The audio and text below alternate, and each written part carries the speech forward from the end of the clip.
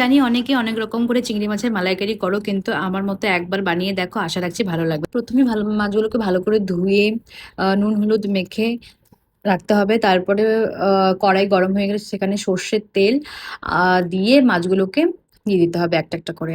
সাবধানে বাবা, আমার তো ভীষণ ভয় করে মাছ ভাজার সময়। তো এরকম করে লাল লাল করে ভেজে নিতে হবে, বেশি ভাজবে না কারণ চিংড়ি মাছ বেশি ভাজতে হয় না। তারপর তারপর সেই তেলে কিছুটা জিরে আর কিছুটা পেঁয়াজ কুচি দিয়ে দিতে হবে। তারপর সুন্দর করে লাল লাল করে এরকম করে ভেজে নেবে, কাঁচা গন্ধটা যদি চলে যায় পেঁয়াজে, নাহলে ভালো লাগবে না খেতে। তারপর সেখানে হচ্ছে রসুন আর আদা বাটা দিয়ে দিবে। দিয়ে দেওয়ার পর সুন্দর করে এটাকে কষাবে। যত কষাবে তরকারি তত টেস্ট হবে। কষাবে কষাবে কষাবে, কষানোর পরে তারপরে নুন, কিছুটা নুন পরিমাণ মতন আর কিছুটা হলুদ দিয়ে দিবে। দিয়ে দেওয়ার পরে ভালো করে এটাকে মিশিয়ে নেবে। সেটা থাকবে, ভালো করে কষাবে, ভালো করে সবটা মিশানোর পরে তারপরে ওখানে কিছুটা কাঁচা লঙ্কা কুচি দিয়ে দিবে।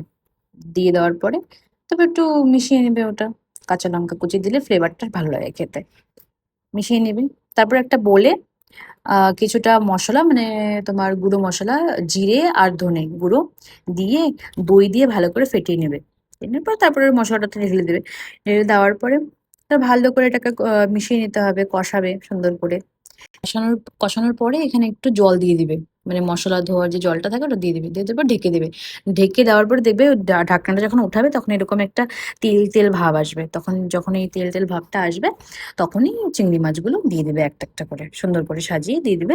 দিয়ে দেওয়ার পরে মাছগুলো দিবে। তো মাছগুলোতে যদি মশলা মানে ভালো করে যায়, তার জন্য সুন্দর করে একটা একটা করে এরকম করে মানে চেঞ্জ করে নেবে আর কি, একটু ঘেটে নেবে। নেওয়ার পরে দেখো সুন্দর করে মেশালেই তো মানে পুরো ফ্লেভারটা মাছটার ভেতরে ঢুকবে, তাই না? তো ভালো করে মিশিয়ে নেবে।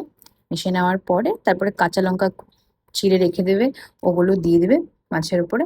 দেওয়ার পরে তারপরে ঢেকে রেখে দেবে কিছুক্ষণ। ঢেকে রাখার পর পুরো পুরো ফ্লেভারটা ঢুকবে মাছটার ভেতরে।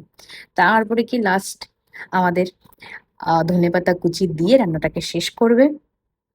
শেষ করার পরে মানে ঢেকে রাখবে আর গ্যাসের ফ্লেমটা অফ করে দেবে। তারপরে বাস রেডি আমাদের সুস্বাদু সুন্দর টেস্টি চিংড়ি মাছের মালাইকারি।